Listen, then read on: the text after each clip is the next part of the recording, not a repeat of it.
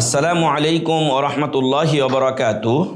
হামিদান ওয়া মুসাল্লিয়ান ওয়া মুসাল্লিমা আম্মা বা'দ। সম্মানিত দর্শক শ্রোতা, আপনারা দেখছেন ইহইয়াউস সুন্নাহ অনলাইন টেলিভিশনের মাধ্যমে ঐক্যের সাথে সুন্নাহর পথে অবিরাম পথ চলা এই দৃঢ় প্রত্যয় নিয়ে আমরা ধারাবাহিকভাবে আপনাদের সামনে আল উসুলুস সালাসা, তিনটি মূলনীতি কিতাব থেকে বিভিন্ন বিষয়ে দাস পেশ করে আসছি।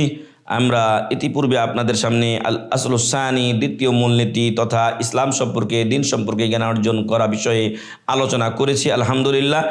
আর বর্তমান সময়ে আমরা যেই মাসটি অতিক্রম করছি, অতিবাহিত করছি, সেই মাসটি হলো আরবি শাবান মাস। আরবি শাবান মাস, শাবান মাস এটি হিজরি যে সাল রয়েছে, এই হিজরি সালের অষ্টম মাস। এরপরে শাবানের পরে আসবে রমজান মাস, শাবানের পরেই আসবে রমজান মাস। তো এই শাবান মাস কেন্দ্রিক আমাদের সমাজে বেশ কিছু বিদআত চালু আছে, আর কিছু সুন্নাত রয়েছে, যে সুন্নাতগুলো আমরা পালন করি না বললেই চলে। এজন্য আজকে আপনাদের সামনে আমরা ইনশাআল্লাহ কিছু শবে বরাত সম্পর্কে, শাবান মাস সম্পর্কে আমরা কিছু আলোচনা করব। আমাদের আলোচনার বিষয় হচ্ছে শাবান মাসের সুন্নাত ও বিদআত। শাবান মাসের সুন্নাত ও বিদআত বা করণীয় ও বর্জনীয়। সুন্নাত করণীয় আর বিদআত বর্জনীয়। সম্মানিত দর্শক শ্রোতা, আসুন আগে আমরা এ মাসে আমাদের করণীয়গুলো সম্পর্কে জেনে নেই। উম্মুল মুমিনিন আয়েশা রাদিয়াল্লাহু আনহা বলেন যে রাসূল সাল্লাল্লাহু আলাইহি ওয়াসাল্লাম শাবান মাসে যত অধিক হারে রোজা রাখতেন, অন্য কোনো মাসে এত বেশি রোজা রাখতেন না। বরং তিনি কানা রাসূলুল্লাহ সাল্লাল্লাহু আলাইহি ওয়াসাল্লাম ইয়াসুমু শাবানা ইল্লা কালিলা। রাসূল সাল্লাল্লাহু আলাইহি ওয়াসাল্লাম শাবান মাসের পুরোটাই রোজা রাখতেন, কয়েকটা দিন ব্যতীত, মাত্র কয়েক দিন ব্যতীত পুরো শাবান মাসে তিনি রোজা রাখতেন। তাহলে আমাদের এই শাবান মাসের অন্যতম করণীয় হলো যে আমরা অধিক হারে এই মাসে সিয়াম পালন করব। বিশেষ করে সম্মানিত দর্শক শ্রোতা, দিনকে নির্দিষ্ট না করে হয়তো আপনি সোমবার বৃহস্পতিবারগুলো রাখলেন, আইএমএ 20 দিন 3 দিন রাখলেন। আবার যদি আপনি আরও বেশি পারেন তাহলে আরও আপনি বেশি রাখেন, লাগাতার আপনি 5 দিন 7 দিন রোজা রাখতে পারেন। তবে উম্মাতে মুহাম্মাদিয়াকে কেউ যদি 15 তারিখের পূর্বে এই সিয়াম শুরু না করে, তাহলে 15 তারিখের পরে তাকে সিয়াম শুরু করতে নিষেধ করা হয়েছে, যাতে সে দুর্বল না হয়ে যায়। তবে কারো যদি বাকি রোজা থাকে, তাহলে অবশ্যই তিনি বা নজর মানত রোজা থাকে, তিনি করে নিতে পারবেন ইনশাআল্লাহ। তো সম্মানিত দর্শক শ্রোতা, আমরা বলছিলাম যে শাবান মাসে অধিক হারে সিয়াম পালন করা এটা রাসূল সাল্লাল্লাহু আলাইহি ওয়াসাল্লামের সুন্নাহ। এর উপরে আমাদের আমল করা উচিত। আরও একটি হাদিস বর্ণিত হয়েছে, যেখানে উসামা বিন যায়েদ রাদিয়াল্লাহু আনহু বলছেন যে আল্লাহ রাসূল সাল্লাল্লাহু আলাইহি ওয়াসাল্লামকে আমি দেখলাম যে তিনি অধিক হারে সিয়াম পালন করছেন এই শাবান মাসে। আমি তাকে জিজ্ঞাসা করলাম যে আপনি এই মাসে এত সিয়াম পালন করেন কেন? তখন রাসূল সাল্লাল্লাহু আলাইহি ওয়াসাল্লাম বললেন যে যাকা শাহরুন ইয়াগফালুন নাসু ফিহি আও আনহু বাইনা রজব ওয়া রমাদান। এটা হলো সেই মাস, যেই মাস সম্পর্কে মানুষ রজব এবং রমজানের মাঝে গাফেল থাকে। কারণ রজব হলো আরবি 4টি হারাম মাসের মধ্যে একটি মাস, ফলে সেটাকে অনেকে গুরুত্ব দিয়ে সেখানে যুদ্ধ বিগ্রহ আর হারাম কাজগুলো করা থেকে বিরত থাকে। কিন্তু তারা আবার রমজানকে গুরুত্ব দেয়, কিন্তু শাবান মাস সম্পর্কে তারা ওয়াকিফাল থাকে না এবং অলস থেকে যায়, এখানে ঢিলামি করে। কিন্তু এটি এমন একটি মাস, ওয়া শাহরুন তুরফাউল আমালু ফিহি ইলা রাব্বিল আলামিন। এখানে বাৎসরিক যে আমাদের আমলগুলো, সেগুলো এই মাসে আল্লাহর কাছে পেশ করা হয়। ওয়া আনা উহিব্বু আন ইউরফা আমালি ওয়া আনা সাইম।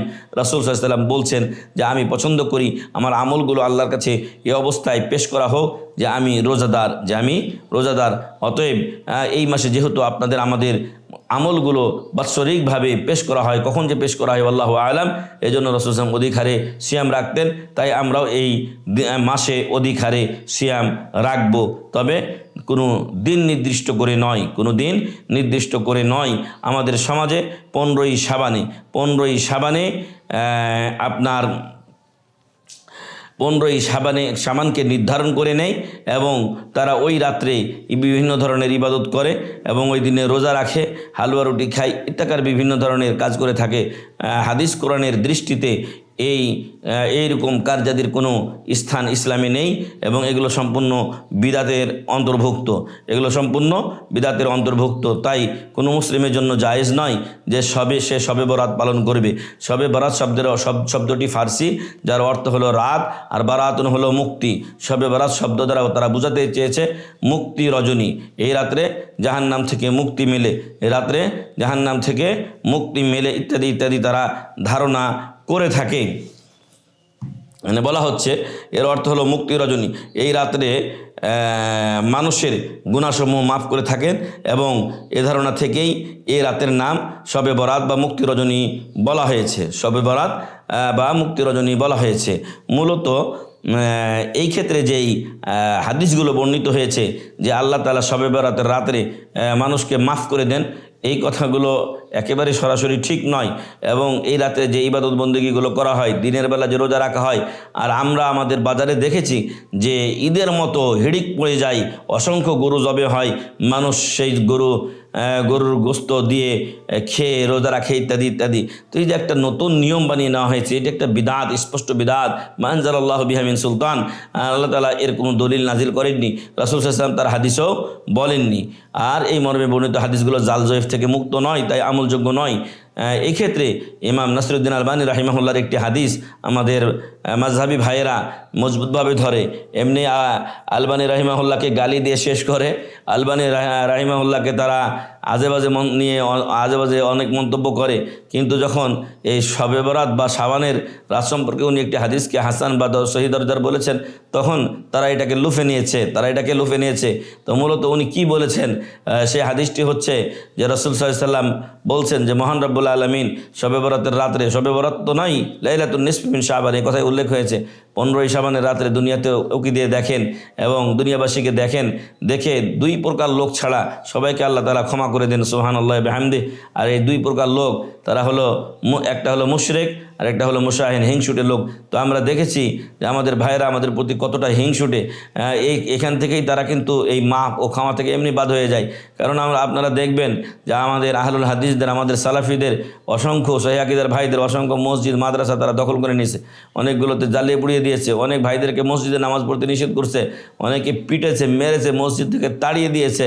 এই সকল কাজ তারা করে। তো এগুলো হলো মুশাহিন, হিংসুটে লোকদের কাজ। ফলে এ থেকে তো তারা মুক্ত নয়, বরং এই ক্ষমা তাদের জন্যই নয়। আরেকটা হলো মুশরিক, যে ব্যক্তি শিরিক করে।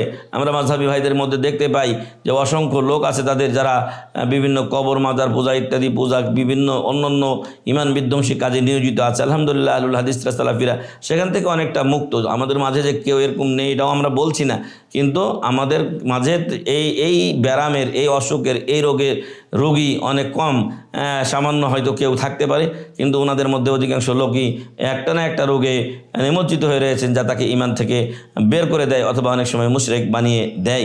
ফলে এই দুই প্রকার লোক তো এমনি ক্ষমা পাবে না। আর তৃতীয়ত আরেকটা বিষয় আমরা স্পষ্ট করতে চাই, সেটা হলো যে এই রাত্রে মাফ করা হবে, এই মাফ করার জন্য কি কোনো ইবাদত শর্ত? না, সম্মানিত উপস্থিতি, সম্মানিত দর্শক শ্রোতা, এজন্য কোনো ইবাদত শর্ত নয় যে উক্ত ব্যক্তিকে রাত্রে জেগে ইবাদত করতে হবে। তাহলে তাকে যদি মসজিদে বা বাড়িতে নামাজরত অবস্থায় বা ইবাদত বন্দেগী অবস্থায় তাকে পাওয়া যায় তাহলে ক্ষমা হবে, না হলে নয়, এমনটি নয়। বরং ঘুমিয়ে থাকলেও সে যদি মুশরিক আর মুশাহিন না হয় তাহলে ইনশাআল্লাহ সে ক্ষমা পেয়ে যাবে। এজন্য এই বিদাত করে, নতুন শরীয়ত, নতুন নিয়ম তৈরি করে আর ওই মুশরিকদের কাতারে যেন কেউ চলে না গিয়ে ওই আপনার ক্ষমা, আল্লাহর ক্ষমা, এই রাত্রে এই ক্ষমা থেকে কেন যেন বঞ্চিত না হয়ে যায়। তাহলে আমরা ক্ষমা এমনি আমভাবে আল্লাহ তাআলা করে দেন মুশরিক আর মুশাহিনকে ব্যতীত। আর যারা মুশরিক মুশাহিন হয়ে যায় তাদেরকে এই ক্ষমা এমনিই প্রত্যাখ্যান করা হয়, তারা এই ক্ষমা পায় না। সম্মানিত দর্শক শ্রোতা, তাহলে এতক্ষণ আপনাদের সামনে সংক্ষিপ্ত যে আলোচনা আমরা করলাম, সেখানে স্পষ্ট করলাম যে এই আপনার শাবান মাসে আমাদের করণীয় হলো অধিক হারে সিয়াম পালন করা। কারণ এই মাসে আমাদের আমলগুলো আল্লাহর কাছে পেশ করা হয় এবং রাসূল সাল্লাল্লাহু আলাইহি ওয়াসাল্লাম বলছেন যে অনেক মানুষ এ মাসে গাফেল থাকে, আর আমি পছন্দ করি, ভালোবাসি যে আমার আমলগুলো মহান রব্বুল আলামিনের কাছে এই অবস্থায় পেশ করা হোক যে আমি রোজাদার, আমি রোজাদার। তো এই জন্য আল্লাহ রাসূল সাল্লাল্লাহু আলাইহি ওয়াসাল্লাম সিয়াম রাখতেন, সেই সূত্রে আমরা সিয়াম রাখবো ইনশাআল্লাহ। আর আমি এর সাথে আরেকটা বিষয় ইয়াডও যুক্ত করতে চাই যে আমাদের অনেক দিনই বোনদের ভাইদেরও কারো কারো থাকতে পারে কোনো কারণে রোজা যদি বা সিয়াম যদি ছুটে গিয়ে থাকে গত বছর, তাহলে দ্রুত আপনারা সেই সিয়ামগুলো কাজা করে নিন, দ্রুত আদা করে নিন আপনারা, কারণ আর বেশি সময় নেই, আর বেশি সময় নেই। আজকে আপনার 5 তারিখ, আজকে আপনার রজব মাসের 5 তারিখ। তো আর মাত্র 25 দিনের মতো বা 24 দিনের মতো সময় আছে, শাবান মাস শেষ, তারপরে রমজান মাস আগমন করবে। তো এই জন্য আমি আমার দিনী ভাই ও বোনদের আহ্বান করছি, যাদের সিয়াম গত বছরের বাকি রয়ে গেছে তারা যেন দ্রুত এই সময়ের মধ্যে সেই কাজা ও বাকি সিয়ামগুলো আদা করে নেন। এরপরে আপনাদেরকে আমরা জানাতে চাই যে এই রাত সম্পর্কে, এই দিন সম্পর্কে, শবে বরাত সম্পর্কে আমাদের সমাজে যে সকল কুসংস্কার, ভ্রান্ত আমল, আকিদা প্রচলিত রয়েছে তার কয়েকটা নমুনা আপনাদেরকে আমরা দেখাতে চাই। যারা বিদাতপন্থী, যারা গোঁড়া মাযহাবী শবে বরাত পালনকারী, তারা বলে যে এই রাতে কোরআন নাজিল হয়েছে, তারা বলে যে এই রাতে কোরআন নাজিল হয়েছে, তারা দলিল হিসেবে নিয়মিত পাঠ করবে। এবারও যখন শবে বরাত হবে আমরা ইনশাআল্লাহ আগে আলোচনা ছাড়ছি যাতে মানুষ সাবধান সতর্ক হয় ইনশাআল্লাহ। আর আপনাদেরকে এবারও আমরা বলে রাখছি যে আপনারা এই আলোচনা শুনেন, শোনার পরে 15ই শাবানের রাতের দিকে খেয়াল রাখবেন, তখনকার আশেপাশে তাদের আলোচনাগুলোর মধ্যে থাকবে সূরা দুখানের 2 এবং 3 নম্বর আয়াত, যেখানে বলা হয়েছে যে ইন্না আনজালনাহু ফি লাইলাতিন মুবারাকাহ, ইন্না আনজালনাহু ফি লাইলাতিন মুবারাকাহ, নিশ্চয় আমি কোরআন নাজিল করেছি একটা বরকতময় রজনীতে, একটা বরকতময় রজনীতে। আর সেই বরকতময় রজনীর ব্যাখ্যা তারা ব্যাখ্যা নয় বরং অপব্যাখ্যা করে। সেই রাত্রিটা হচ্ছে লাইলাতুল বারাআ বা শবে বরাত, 15ই শাবানের রাত্রি, নাউজুবিল্লাহি মিন জালিক। এটা কোরআনের স্পষ্ট অপব্যাখ্যা এবং বিকৃতি ছাড়া আর কিছুই নয়। কারণ মহান রব্বুল আলামিন শাবান মাসে কোরআন নাজিল করেননি, উনি বলেছেন যে শাহরু রমাদানাল্লাযী উনজিলা ফীহিল কুরআন, রমজান মাস সেই মাস যে মাসে কোরআনুল কারীম নাজিল করা হয়েছে। তাহলে শাবান মাসে নয়, রমজান মাসে কোরআন নাজিল করা হয়েছে। কোন রাত্রে কোরআন নাজিল করা হয়েছে? আল্লাহ সূরা কদর নাজিল করে জানিয়ে দিয়েছেন, ইন্না আনজালনাহু ফি লাইলাতিল কদর, নিশ্চয় আমি এই কোরআন নাজিল করেছি লাইলাতুল কদরে, নিশ্চয় আমি কোরআন নাজিল করেছি লাইলাতুল কদরে। তাহলে সেই যে বরকতময় রজনী সেটা হলো লাইলাতুল কদর, যা পরের আয়াতে বলা হচ্ছে ওমা আদরাকা মা লাইলাতুল কদর, লাইলাতুল কদর কি জিনিস তুমি কি জানো? আল্লাহ তাআলা নিজেই বলছেন লাইলাতুল কদরে খায়রুম মিন আলফি শাহর, লাইলাতুল কদর 1000 মাসের চাইতে উত্তম, প্রায় 83 বছর, প্রায় 83 বছরের থেকে উত্তম। আল্লাহু আকবার। এজন্য লাইলাতুল কদর পাওয়ার জন্য আমাদেরকে তালাশ করতে হবে, লাইলাতুল কদর পাওয়ার জন্য তালাশ করতে হবে।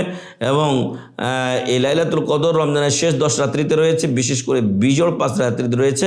আমাদের সমাজে প্রচলিত আমল শুধু 27শে রজনী নয়, বরং সর্বনিম্ন বিজোড় 5 রাত্রি জাগার চেষ্টা করবেন, 21, 23, 25, 27 এবং 29। আল্লাহ যেন এই রাত্রিগুলো আমাদেরকে জাগার এবং লাইলাতুল কদর পাওয়ার তৌফিক দান করেন, আল্লাহুম্মা আমিন। সম্মানিত দর্শক শ্রোতা, তাহলে আমরা ওই যে সূরাতুদ দুখানে তারা বলে যে ইন্না আনজালনাহু ফি লাইলাতিন মুবারাকাহ, বরকতময় রজনীতে আমি এটা নাজিল করেছি। তো সেই বরকতময় রজনীটা হচ্ছে আসলে লাইলাতুল কদর, সেটা লাইলাতুল বরাত নয়। কারণ কোরআন শাবান মাসে নাজিল হয় নাই, কোরআন নাজিল হয়েছে রমজান মাসে, আর রমজান মাসের লাইলাতুল কদরে আল্লাহ তাআলা এই কোরআনকে নাজিল করেছেন। 2 নাম্বার, অনেক এলাকায় একটা ভ্রান্ত আকিদা ও ধারণা বিশ্বাস আছে যে মৃত মানুষ যারা, তাদের আত্মাগুলি ছাড়া পায় এবং তারা আমাদের বাড়ি ঘর জিয়ারতের জন্য আসে। এজন্য অনেক বিধবা মা ও বোনেরা তারা বিধবার কাপড় পরে এবং সেই সাজে ঘরকে বা বাড়িকে সাজিয়ে রাখে। নাউজুবিল্লাহ। এটা হিন্দুয়ানি আকিদা, এটা হিন্দুয়ানি আকিদা, এটা বিধর্মীদের আকিদা, এটা মুসলিমদের আকিদা নয়। কারণ যে লোক মারা যায় সে কিয়ামতের আগে আর কখনোই ফিরবে না। মহান রব্বুল আলামিন বলছেন ওমিন ওয়ারাইহিম বারযাখুন ইলা ইয়াউমি ইউবআসুন, তাদের পিছনে, তাদের মৃতদের পিছনে আড় প্রাচীর রাখা আছে, কিয়ামত পর্যন্ত তারা আর কখনোই ফিরে আসবে না। সূরাতুল মুমিনুন 100 নম্বর আয়াত।